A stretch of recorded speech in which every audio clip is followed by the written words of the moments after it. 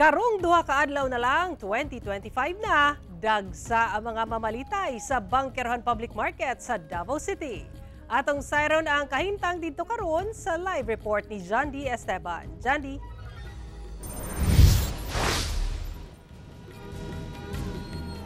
Sara, duha ka adlaw na lang yun mag 2025 na. Ug syempre pag medianoche, nagyud tay mga display. Usa sa mga display nato kining mga prutas nga especially itong mga pampaswerte, mga lingin nga prutas, no? Si Sir pangutano nato kay ang pangutana magyud din ha. Tagpila na ba ang presyo sa mga prutas, Sir? Good afternoon, no? Mangutana ta. Kumusta ang presyo sa mga lingin nga prutas karon? Unang-una, mayong hapon sa tanang naglantaw karon.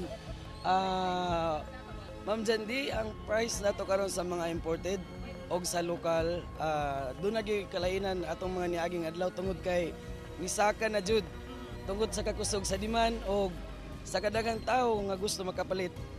Gamay na lang ang supply, so musaka jud ang presyo nato karon.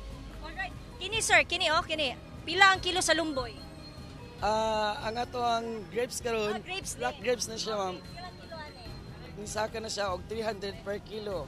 Mahala na no, 300 gikan sa pila. Gikan sa 250. 250 pesos. Opo. Kining kuan, pongkan. Ang atong punkan, dati na siya 325, karon 10 na gyud. Kayo nimong melon no, tagpila ang kilo pud aning melon. 60 na ang kilo karon from 45 per kilo dati sa mga labayng adlaw. Gawas ani akong mga ipangpangutana, unsa pa tong mga halinon sir nga ginapalit gyud sa mga customer? Ang pinakaalinon karon kiwi. Pila man na? Ang kiwi kay niabot na siya og 70. Ang ato ang kitkat mo pod na pinakakusog kay lingin-lingin. Ang ato ang mga grapes na sama sa green grapes, black grapes, kusog siya kaayo ka ng mga orange tungod kay kinanglanon siya ma'am sa lingin-lingin. Napo ding gidagsa nga palit no kani mga kapuso kani o. Unsay tawag ani sir? Mao na siya ang ginatawag na persimmon from Korea. Pila man pud ni? 50 na karon ang isa ana, Ma'am Jandy. 50 na, so kuan gyud no, mahal na ang mga prutas karon mga kapuso. Abigan ni nako kamatis ni. Kuan madinigikan madinig Korea. So naapoy mga kiat-kiat 50 pesos ang supot.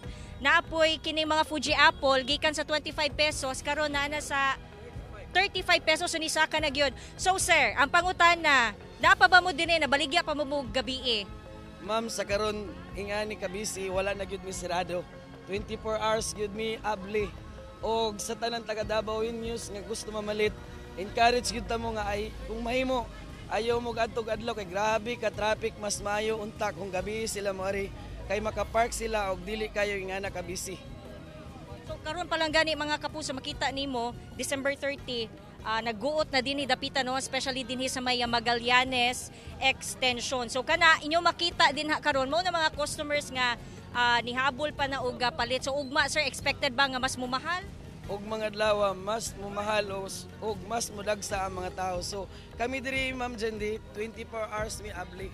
So mas nindot makaato sila gabi kay wala man mi nag-close. So encourage na ko ang tanan mamalitay, mas nindot pod nga moadto sila gabi diri sa may Bangkerohan kay grabe na ang tao karon diri kadagsa. Okay sir, salamat kay sir. Ha, pangalan nimo sir? Arman Sumaliling.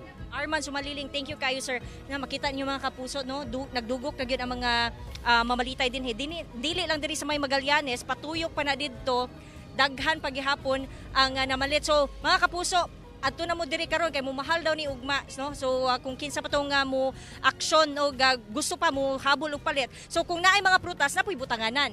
So pwede pud mo palit din og mga basket 100 to 150 pesos daw ni siya. Alright? So mausa na atong update mga kapuso. Una magbagong tuig, advance Happy New Year. Sarah. Okay, advance Happy New Year ug daghang salamat John D. Esteban.